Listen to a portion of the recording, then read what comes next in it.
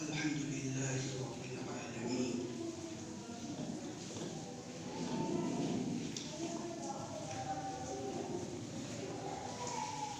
الحمد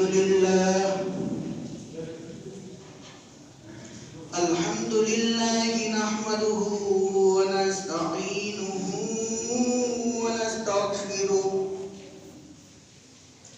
ونعوذ بالله من شرور أنفسنا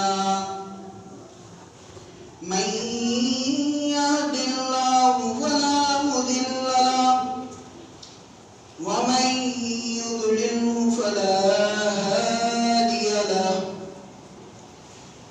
ونشهد أن لا إله إلا الله وحده لا شريك له ونشهد أن سيدنا ومولانا محمدا عبده ورسوله أما بعد قال الله تعالى في القرآن المجيد والعصر إن الإنسان لفي خسر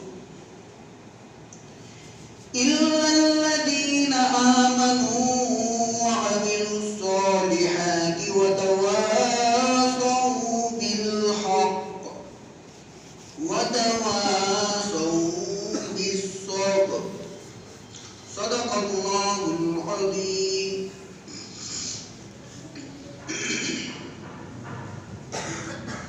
اللہ رب العزت کا بے انتہا کرم ہے کہ اللہ تبارک تعالیٰ نے ہمیں ایک بار برکت دین عطا فرمایا. یہ جمعہ کا دن ہے، ہفتوں کا عید ہے، اور امت مسلمہ اس دین کو جو ہے بہت عظمت کے ساتھ حاصل کرتی ہے.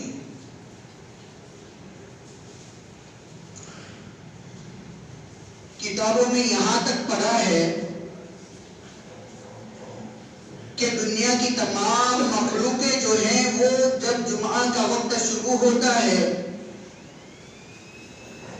اپنی آہوزاری کے اندر اور اللہ رب العزت کو منانے کے اندر لگ جاتی ہے.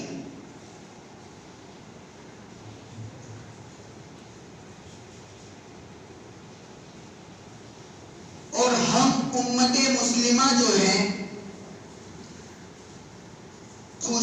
خوشی ظاہر کر رہے ہیں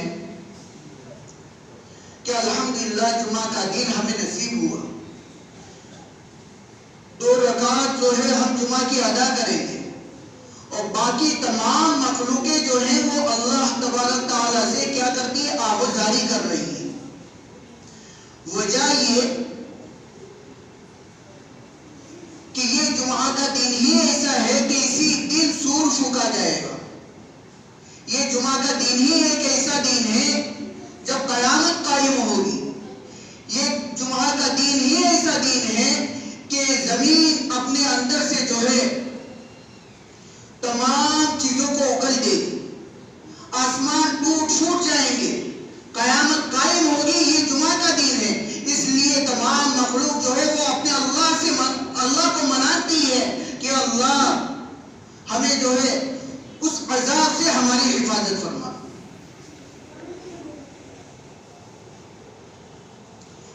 اور امت مسلمہ جو وہ خوش ہوتی ہے کہ آج جمعہ کا دن ہے، میں نئی دکان کا ادگھاٹن کروں گا یا نئی چیز کوئی وجود میں لاؤں گا، یہ نہیں تو کم سے کم 2 رکعت نماز ادا کروں گا. یہ ہے کہ نہیں؟ تو دراصل میرا کہنے کا مقصد یہ ہے کہ اللہ تبارک تعالیٰ کا بے انتہا کرم ہے کہ اللہ تبارک تعالیٰ نے یہ ہمیں 2 رکعت نماز ادا کرنے کی توفیق عطا فرمائی. اور اللہ رب العزت جو ہے امت مسلمہ کو جو ہے پورے ہفتے میں یہی ایک جمعہ کا دن ایسا ہے کہ اس کے اندر ایک لمحہ ایسا رکھا ہے کہ تمام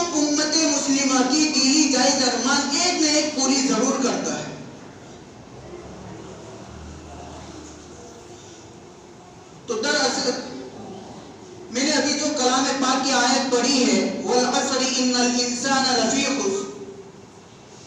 اللہ تبارک تعالیٰ تمام جہانوں کے مالک، تمام جہانوں کا پالن ہار، اللہ رب العزت جو ہے بے نیاز ہے. لم یلد ولم یولد، وہ نہ کسی سے پیدا ہوئے ہیں اور نہ ان سے کوئی پیدا ہوا ہے. اللہ تو بے نیاز ہے. ولم یکن لہ کفوا احد، کہ اللہ تبارک تعالیٰ جو ہے ہمیشہ سے ہیں اور ہمیشہ رہیں گے. وہ اللہ اپنے کلام پاک کے اندر کسی مخلوق سے مخاطب نہیں ہوتے سوائے ایک چیز کے، سوائے ایک مخلوق کے. اللہ تبارک تعالیٰ کسی مخلوق سے مخاطب نہیں ہوتے، صرف ایک ہی مخلوق سے اللہ تبارک تعالیٰ جو ہے ہمارا مخاطب ہوتے. اور وہ مخلوق کون ہے؟ اور وہ مخلوق ہے انسان. کبھی تو یا ایھا الذین، کبھی تو یا ایھا الناس، یعنی کہ جہاں دیکھو وہاں کیا ہے اللہ تبارک تعالیٰ اے لوگوں، اے انسانوں، یوں کر کے اللہ مخاطب ہوتے ہیں. اور مخاطب ہونے کی وجہ کیا ہے؟ صرف ایک ہی وجہ ہے، اور وہ وجہ حضرت آدم علیہ نبینا علیہ الصلوۃ والسلام سے لے کر قیامت کے آخری انسان تک صرف ایک ہی منشا کو لے کر. اور وہ منشا کیا ہے؟ الست بربکم، کیا تم مجھے اپنا رب مانتے ہو؟ اللہ نے جب تمام مخلوق کو پیدا کرنے سے پہلے، حضرت انسان کو وجود میں لانے سے پہلے فرشتوں کے ذریعے سے سوال کیا تھا، مشورہ کیا تھا کہ بتاؤ، میں ایک ایسی مخلوق بنانا چاہتا ہوں جو زمین کے اوپر رہے گی، آپس میں جھگڑے گی، جھوٹ بولے گی، نافرمانیاں کرے گی، میرے حکم کو ٹالے گی، میری دی ہوئی نعمتوں کو استعمال کرے گی اور اپنی منمانی زندگی گزارے گی. فرشتوں کے سامنے یہ باتیں رکھی اللہ تبارک تعالیٰ نے. تو فرشتوں نے کہا کہ باری تعالیٰ، اگر آپ کو اپنی عبادت ہی مقصود ہے، آپ کو اپنی بندگی کروانا ہی مقصود ہے، تو ہماری جماعت تو ایسی ہے کہ ہمیشہ رکوع کے اندر، ہمیشہ قیام کے اندر، ہمیشہ جو ہے سجدے کے اندر رہے گی. تو پھر ایسی مخلوق کو کیوں پیدا کر رہے ہیں؟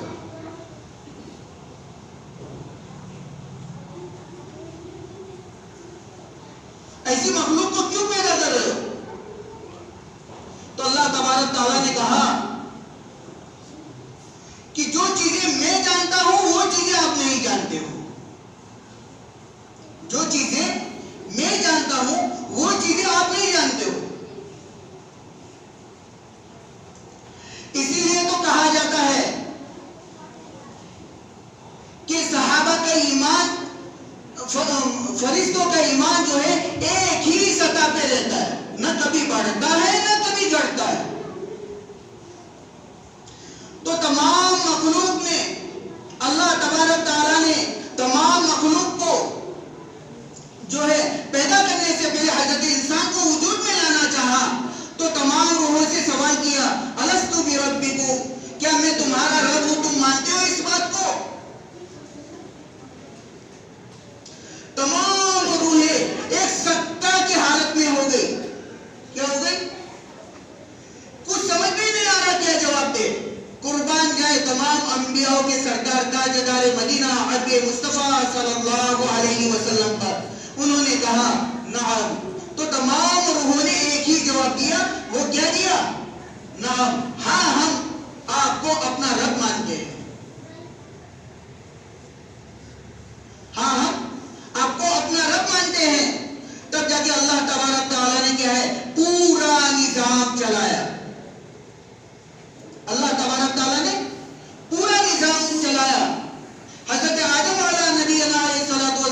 جو ہے جب زمین پہ اتارا، ان کی بخشش ہوئی اتارنے کے بعد، تو یہی کلمے کے صدقے میں بخشش ہوئی، لا الہ الا اللہ کے صدقے میں جو ہے اللہ تبارک تعالیٰ نے ان کی بخشش کی اور ان کو نبوت سے نوازا۔ انہوں نے بھی کیا کیا؟ اپنے رشتے داروں کے اندر یہی دعوت چلائی کہ قولوا لا الہ الا اللہ، کلمہ پڑھو کامیاب ہو جاؤ گے۔ حتیٰ کہ کتابوں کے اندر آتا ہے کم و بیش 1,24,000 انبیاء علیہ السلام آئے، تمام انبیاء علیہ السلام آنے کے بعد انہوں نے کوئی دوسرا کام نہیں کیا، صرف ایک ہی کام کیا ہے، اور وہ کیا ہے کہ وہ اپنے قبیلوں کو، اپنے شہر والوں کو، اپنے رشتے داروں کو، اپنے ناتوں کو، اپنے ملنے جلنے والوں کو صرف ایک ہی بات کہی ہے، اور وہ بات کیا ہے؟ قولوا لا الہ الا اللہ تفلحوا، کہ ایک اللہ کو مان لو، ایک اللہ کو مان لو، کامیاب ہو جاؤ۔ تمام انبیاء علیہ السلام نے یہی کام کیا ہے۔ قرآن کی تفسیر اٹھا کر دیکھیے نا کہ تمام انبیاء علیہ السلام نے صرف ایک ہی کام کیا ہے کہ لوگوں کے پاس گئے ہیں اور لوگوں کو جا کر اللہ کی پہچان کروائی ہے، اللہ کی تعلق کروایا ہے کہ اے لوگوں تم ایک اللہ کو مان لو، اے میرے رشتے داروں تم ایک اللہ کو مان لو، اے میرے دوستوں تم ایک اللہ کو مان لو، اے میرے شہر والوں تم ایک اللہ کو مان لو، اور کوئی مقصد نہیں۔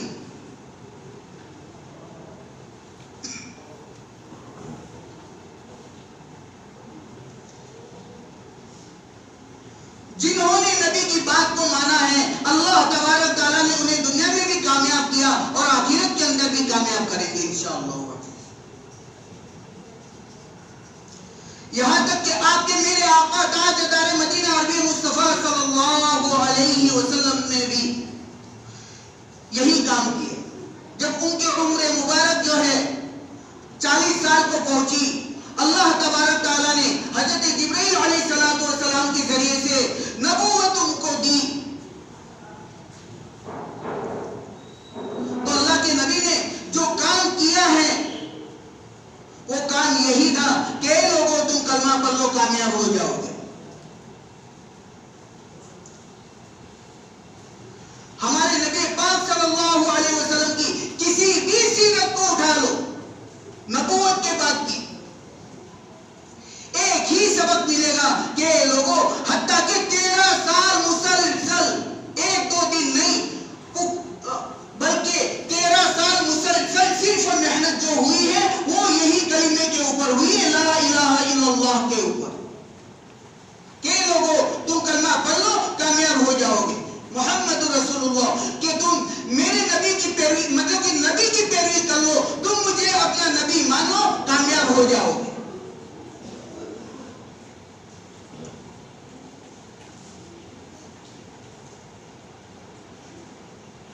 اسی چیز کو اللہ تبارک تعالیٰ نے کلام پاک کے اندر بارہا بیان کیا ہے، بارہا بیان کیا ہے۔ کنتم خیر امت اخرجت للناس تأمرون بالمعروف وتنہون عن المنکر۔ میں نے کہا نا کہ اللہ کسی سے مخاطب نہیں ہوتا بلکہ انسانوں سے مخاطب ہوتا ہے۔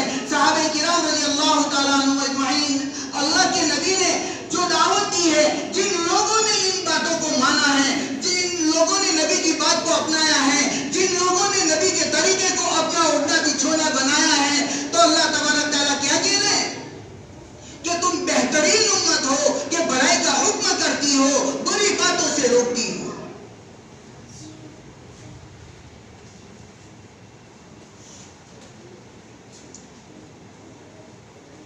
اللہ تبارک تعالیٰ انسانوں کو بتا رہے ہیں کہ تم بہترین امت ہو جو بھلائی کا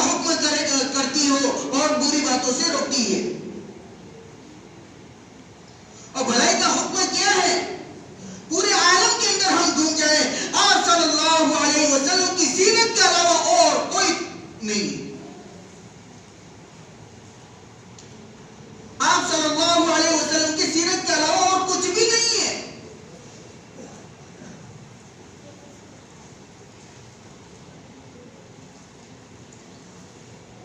آپ صلی اللہ علیہ وسلم اسی کلمے کو جو ہے ہم تک پہنچانے کے لیے، قیامت تک آنے والے آخری انسان تک پہنچانے کے لیے آپ صلی اللہ علیہ وسلم نے کتنی قربانیاں اٹھائی.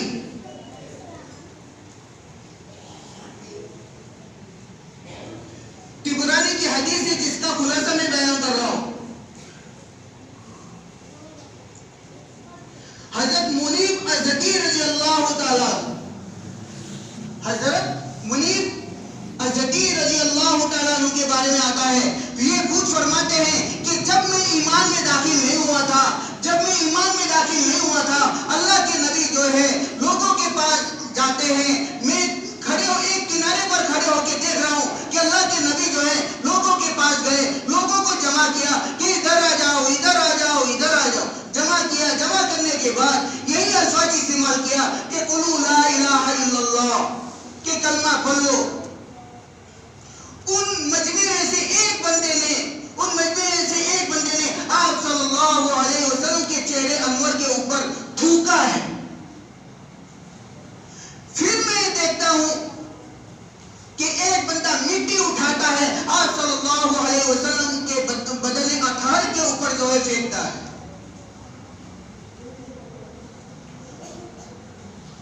جب یہ دو عمل میں نے دیکھے تو تیسرا عمل مجمع میں سے آپ صلی اللہ علیہ وسلم کو گالیاں دینے کی شور شغب ہو گیا. یا یوں نہیں کہا کہ ایک بندے نے گالی دی، بلکہ اس مجمع کے اندر جو لوگ تھے ان میں سے دو لوگوں نے تو دو کام کیے، اور باقی کے لوگ جو تھے وہ آپ صلی اللہ علیہ وسلم کو گالیاں دینے لگے، برا بھلا کہنے لگے.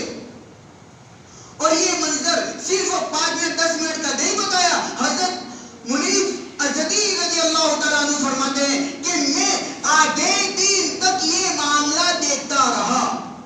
کتنی دیر بھائی؟ آدھے دن تک یہ معاملہ کیا کرتے رہے؟ دیکھتے رہے.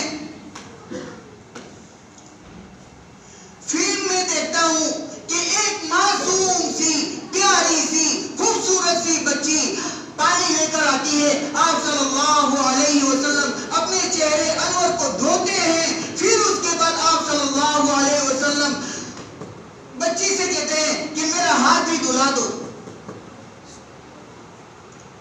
وہ بچی آپ صلی اللہ علیہ وسلم کے ہاتھوں کو دھلا رہی ہے اور چہرہ جو ہے آپ صلی اللہ علیہ وسلم کے چہرے کو یوں کر کے دیکھ رہی. آپ صلی اللہ علیہ وسلم کے چہرے کو دیکھ رہی ہے کہ میرے ابو کے ساتھ کیا ہوا ہے،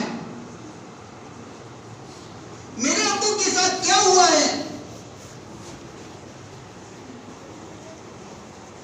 پھر آگے میں نے پڑھا کہ وہ جو تھے صحابی وہ کنارے ہو کے یہ پورا ماجرا دیکھ رہے ہیں. پھر میں نے اس بچے کی تحقیق کے لیے ادھر ادھر نکلا اور پھر معلوم کیا کہ یہ بچی ہے تو ہے کون، اتنی خوبصورت سی بچی کون ہے. کسی سے معلوم کہ اس بندے کو یہ چیز کی ضرورت ہے. تو معلوم ہوا کہ آپ صلی اللہ علیہ وسلم کی چہیتی بیٹی حضرت زینب رضی اللہ تعالیٰ عنہ ہے. اور نکلا حضرت زینب رضی اللہ تعالیٰ عنہ نکلی. جب وہ چہرہ آپ صلی اللہ علیہ وسلم کو دیکھ رہی تھی، حضرت زینب رضی اللہ تعالیٰ عنہ جو ہے آپ صلی اللہ علیہ وسلم کے چہرے کو دیکھ رہی تھی، تو آپ صلی اللہ علیہ وسلم ڈر کے مارے کہہ رہے ہیں کہ بیٹی تو تسلی رکھ، اے بیٹی تو تسلی رکھ، اچانک کی موت میرے پر واقع نہیں ہوگی، اچانک کی موت میرے پر واقع نہیں ہوگی، اور میری ضلالت کے اوپر مجھے جو ذلیل کیا جا رہا ہے اس سے تو مت ڈر. اللہ کے نبی تسلی دے.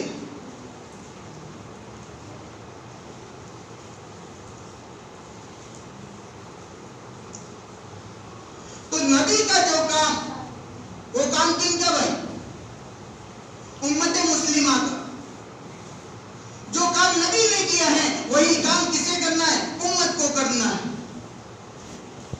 کیونکہ نبی کے صدقے میں قرآن ہمیں ملی ہے، نبی کا کام ہمیں ملا ہے، اور ہمیں جو ہے حکم دیا گیا ہے کہ جو کام نبی کا ہے وہ کام ہمیں کرنا ہے۔ ایک نہیں، دو نہیں، ہزاروں قصے ہیں کہ آپ صلی اللہ علیہ وسلم کی کام کو لے کر صحابہ کرام رضی اللہ تعالیٰ عنہ نے اپنا اوڑھنا بچھونا بنا لیا۔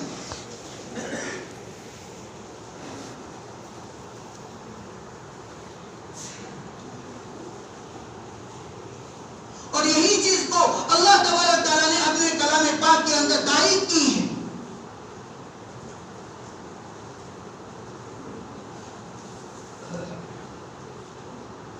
کہ لوگوں کہ اگر انسان بن کے زندگی گزارو گے، اللہ رب العزت بے نیاز ہے، اللہ کو کیا ضرورت کسی چیز کی، لیکن پھر بھی اللہ تبارک تعالیٰ اپنی بات جو ہے، اپنی بات کے اوپر وزن دینے کے لیے، اپنی بات کو جو ہے لوگوں کے دلوں کے اندر اتارنے کے لیے زمانے کی قسم کھا رہے ہیں، والعصر، زمانے کی قسم۔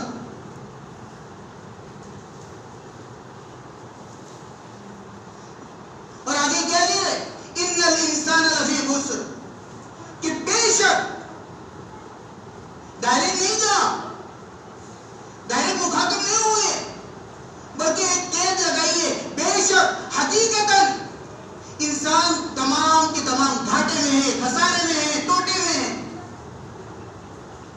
ظاہر سی بات ہے کہ دنیا کی تمام مخلوقوں کی اولاد جو ہوتی ہے، مرغی کا بچہ ہے، اسے سکھانا نہیں پڑتا، اسے کہنا نہیں پڑتا، وہ اپنا کام شروع کر دیتی۔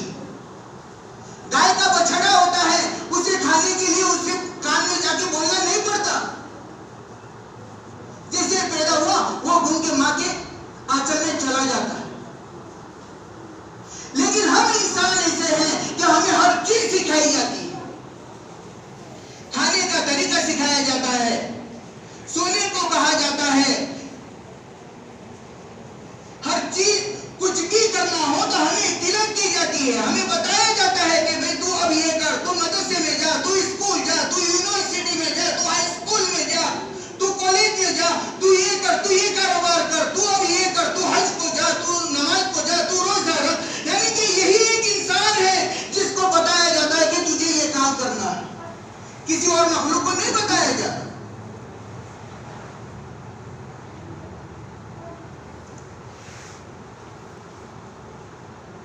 اسی لیے اللہ تبارک تعالیٰ کہہ رہے ہیں کہ خالص انسان یہ کہہ رہے ہیں کہ اپنے آپ کا انسان کچھ نہیں کر سکتا، خسارے میں ہے، ٹوٹے میں ہے، نہ دنیا کا فائدہ نہ آخرت کا فائدہ۔ پھر آگے فرماتے ہیں الا الذين آمنوا وعملوا الصالحات وتواصوا بالحق وتواصوا بالصبر، مگر وہ لوگ، انسانوں کے اندر سے اب خوبیاں بیان کر رہا ہے، مگر وہ لوگ کون سے؟ الا الذين آمنوا، کہ ایمان لائے، مگر وہ لوگ جو ایمان لائے۔ ایمان لانا کسے کہتے ہیں؟ آج ہم نے کلمہ پڑھ لیا، کلمہ سن لیا، ہمارے کانوں کے اندر اذان دے دی گئی، ہمارے کان کے اندر اقامت ہو گئی، کلمہ پڑھ لیا ہے، لا الہ الا اللہ محمد رسول اللہ ہم نے پڑھ لیا تو ہم ایمان والے ہو گئے۔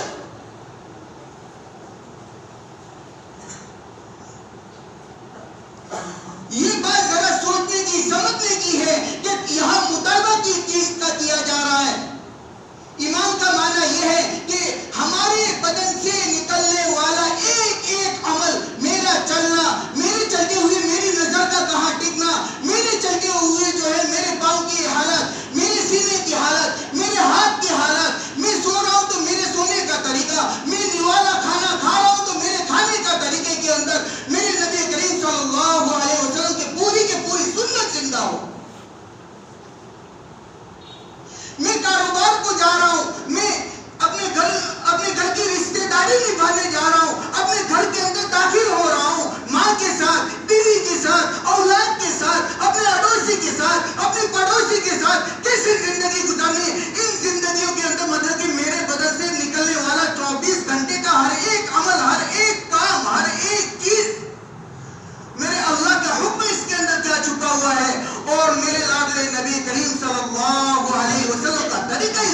کیا چھپا ہوا ہے. یہ ہے ایمان. آپ تو ہمارے بول سے کہ مجھے سب کچھ آتا, مجھے تو سب کچھ آتا.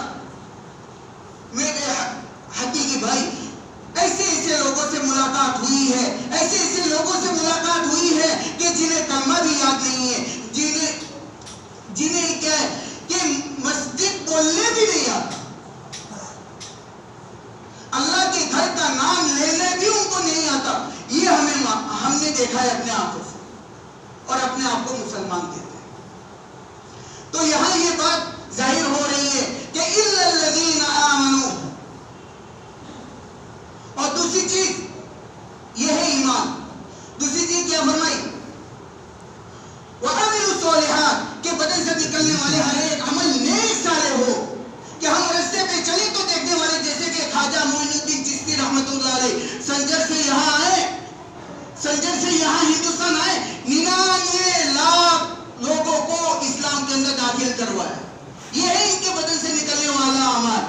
وہ اکیلے نہیں ہیں انسان, وہ اکیلے نہیں ہے, بلکہ ہمیں یہ تعلیم دی گئی کہ قیامت تک آنے والا آخری انسان بھی کیا ہے, نبی کریم صلی اللہ علیہ وسلم کے طریقے کے مطابق زندگی گزارے. اس کے اوپر چلنے کے لیے جو ہے ہمیں حق کے اوپر دائم رہنا ہوگا. وتواصوا بالحق, خوشی ہو تو بھی, غم آئے تو بھی, ہر حال میں ہمیں کیا کرنا ہے, اس کے اوپر جمے رہنا ہے. وتواصوا بالصبر. تو یہ چیز ہماری زندگی کے اندر لانے کے لیے یہی دعوت والا کام کیا جا رہا ہے.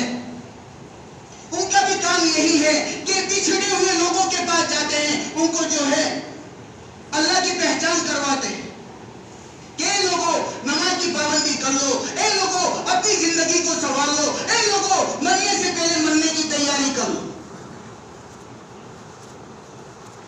یہ دعوت کا کام, یہ کوئی الگ کام نہیں ہے.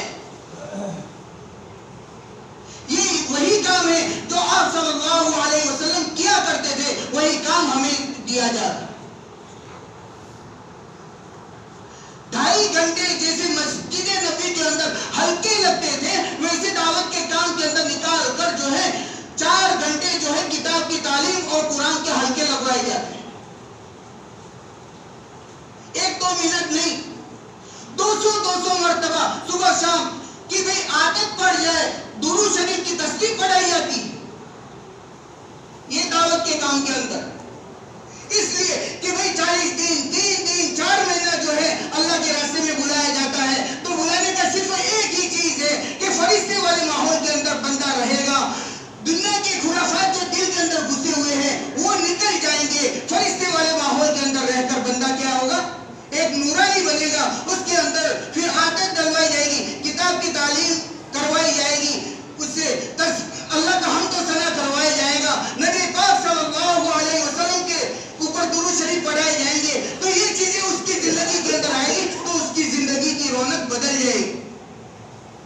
پھر اس کا ہر چیز جو ہے, ہر چیز اس کے بدن سے نکلنے والا ہر ایک عمل ایک نمایاں بنے گا. تو اللہ تعالیٰ آپ کو بھی ہمیں بھی ہر چیز کے ساتھ زندگی گزارنے کی توفیق عطا فرمائے. کہنے میں سننے میں اگر غلطی ہوئی ہو, اللہ ہمیں اسے معاف فرمائے, اور عمل کرنے کی حق بات جو سنی ہے اور حق بات کے اوپر عمل کرنے کی توفیق عطا فرمائے.